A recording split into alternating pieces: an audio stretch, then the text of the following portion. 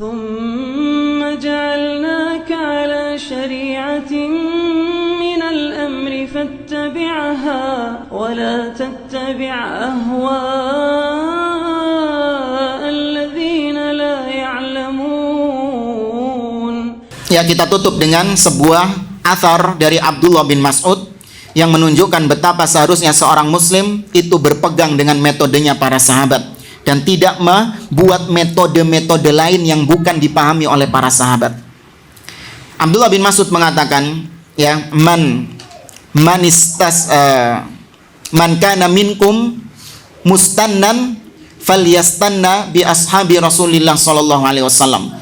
Barang siapa di antara kalian yang ingin mencari suri tauladan, petunjuk, ya, menjadikan figur, maka hendaklah dia menjadikan sahabat-sahabat Nabi sebagai figurnya, sebagai contohnya, sebagai teladannya.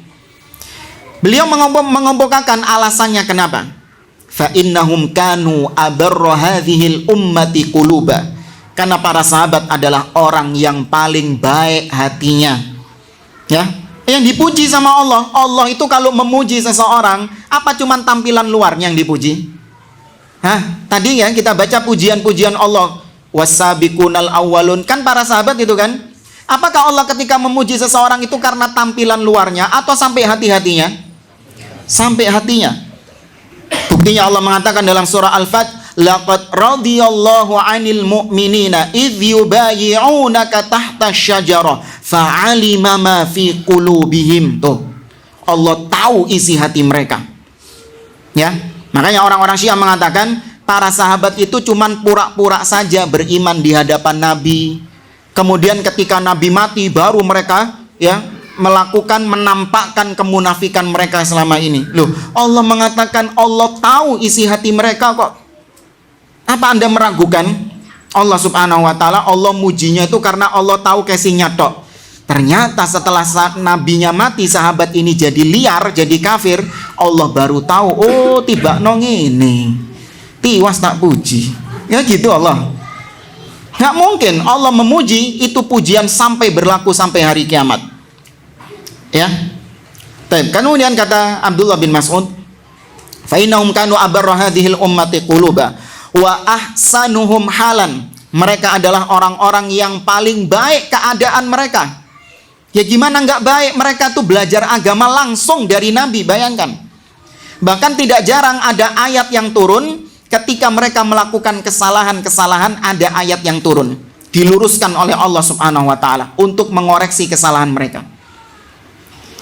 Makanya Jabir bin Abdullah radhiyallahu taala anhu, beliau berdalil tentang bolehnya azl karena tidak ada ayat yang turun ketika itu. Jabir bin Abdullah mengatakan, kunna na'zil wal Qur'anu yanzil. Kami ketika Quran masih turun, masih belum sempurna turunnya, kami sudah melakukan azl. Ternyata nggak ada ayat yang melarang kami untuk melakukan azl. Nggak perlu ya dijelaskan ya. Ya, nanti lo paham juga kok. Ya, nggak perlu ya azl dijelaskan. Googling saja nanti lah. Ya. Tapi azl hukumnya boleh. Apa dalilnya? Jabir bin Abdullah mengatakan nggak ada ayat yang turun melarang azl. Kenapa? Karena kami di zaman tersebut, para sahabat, ketika kami melakukan sebuah kesalahan, tidak jarang ayat yang turun khusus untuk menegur kesalahan kami. Itu para sahabat, dijamin kebaikannya. Kemudian wa aqwamahum hadiyan. Kata Abdullah bin Mas'ud, para sahabat itu adalah orang-orang yang paling lurus petunjuknya. Ya, jalan mereka adalah jalan yang paling lurus, yaitu tadi jalan yang digaris Nabi yang satu itu. Ya, wa aqallahum takallufan. Para sahabat itu orang-orang yang tidak aneh-aneh, enggak neko-neko. Mereka memahami agama langsung seperti yang Nabi pahami, selesai. Tanpa harus ini ketika mendengar ayat tentang sifat, ya ditakwil ke sini, ditakwil ke sana, dengar PDW. Ketika mendengar ayat tentang sifat misalnya, wa yabqa wajhu rabbika dzul jalali wal ikram, maka kekallah wajah Tuhanmu yang memiliki kemuliaan dan keagungan. Wajah. Ini kalau ditetapkan wajah berarti ya kita berarti menyamakan Allah sama makhluk kalau gitu. Maka ini harus ditakwil. Tapi apa ya enaknya ya? Nggak gitu para sahabat. Ya, langsung dipahami Allah punya wajah, selesai. Tapi laisa kamitslihi syai'un. Tidak sama wajah Allah dengan wajah makhluk. Allah punya wajah secara hakiki. Ya. Maka para sahabat enak memahami agama, tidak terlalu berlebih-lebihan. Ya, puas dengan apa yang diajarkan Nabi kepada mereka, selesai. Tidak perlu improvisasi. Ya, tidak perlu perbaikan, tidak perlu adanya penambahan, upgrade yang lain, enggak. Ya, makanya buat yang malas-malas ngaji biasanya alasannya gitu. Ngaji ini apa, bahas kitab tauhid, alas ngono-ngono tok, Mas. Paling sing dibahas kok tauhid rububiyah, uluhiyah, asma wa sifat. Iya kan? Iya, is ngono-ngono tok. Lu terus ente mau apa baru gitu? Ente mau pembahasan yang mana yang baru? Bid'ah dong kalau kayak gitu. Ya memang ini para sahabat mencukupkan dengan apa yang dibawa Nabi, selesai, puas mereka. Ya, tidak perlu mereka menambah-nambah apa yang belum atau apa yang tidak diajarkan Nabi. Kemudian kata Abdullah bin Mas'ud, qaumun ikhtarahumullah li suhbati nabiyhi wa li iqamati dinihi. Para sahabat adalah sekelompok kaum yang memang sengaja dipilih oleh Allah untuk menemani nabinya dan untuk menegakkan agamanya. Jadi para sahabat hidup di zaman itu memang itu karena pilihan Allah. Allah tahu nih orang-orang cocok memang hidup di zaman Nabi, menemani Nabi, cocoknya memang Abu Bakar, Umar, Utsman, Ali, cocoknya mereka. Kalau kita yang hidup di zaman Nabi, kesian nabinya jamaah. Model-model kayak kita gini, kayak Ana, kayak Antung gini, hidup di zaman Nabi, wah, kesian nabinya.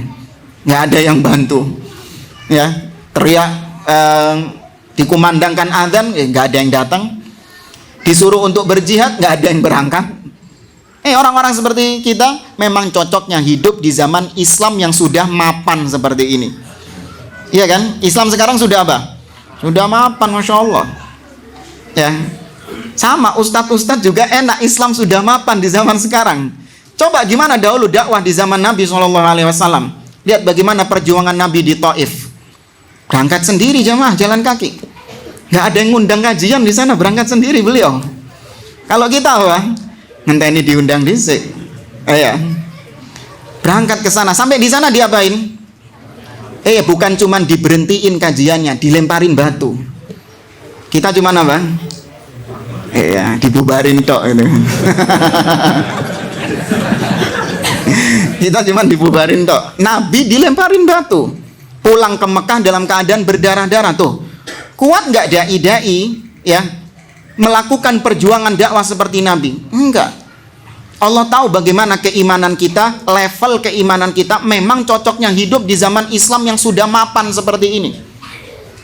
Ya, adapun Abu Bakar, Umar, Utsman dan para sahabat yang lain, memang keimanan mereka cocok hidup di zaman tersebut. Paham di sini jamaah? Maka jangan iri sama sahabat. Ya, jangan mengatakan kita sama sahabat cuman beda zaman tok. Enggak. Beda iman, bukan beda zaman. Imannya jauh antara langit dengan God. Imannya jauh antara langit dengan God. Maka jangan coba mepet-mepet titik sama Abu Bakar, Ustaz. Enggak titik mepetnya, mental jauh. Ya, maka tidak mungkin kita ini ya benar-benar secara total meniru para sahabat Nabi, nggak mungkin. Cuman setidaknya apa yang nggak mungkin secara keseluruhan, maka bukan berarti ditinggal secara keseluruhan. Cuman nggak, kita tetap berusaha meniti jalan mereka. Ya, ini usaha kita. Ya, meskipun nggak mungkin kita itu sampai kepada derajatnya Abu Bakar dan Umar, nggak mungkin. Apalagi sampai derajatnya Nabi. Na'udzubillah. Taib jamaah dimulakan oleh Allah. Kemudian kata Abdullah bin Mas'ud, fa'arifu lahum fadlahum wattabi'uhum fi atharihim fa innahum kanu ala hudan mustaqim. Kenali jasa-jasa mereka, ikuti jejak-jejak mereka, ikuti pemahaman mereka, karena mereka di atas pemahaman yang lurus. Ya, ini rekomendasi dari seorang Abdullah bin Mas'ud. وما أرسلنا من قبلك إلا رجالا نوحي إليهم فاسألوا أهل الذكر إن كنتم كنتم لا تعلمون بالبينات والزبر وأنزلنا إليك الذكر لتبين للناس ما نزل إليهم ولعلهم يتفكرون أفأمن الذين مكروا السيئات أن يخسف الله بهم الأرض أو يأتيهم العذاب من حيث لا يشعرون أو يأخذهم في تقلبهم فما هم بمعجزين أو يأخذهم على تخوف فإن ربكم لرؤوف رحيم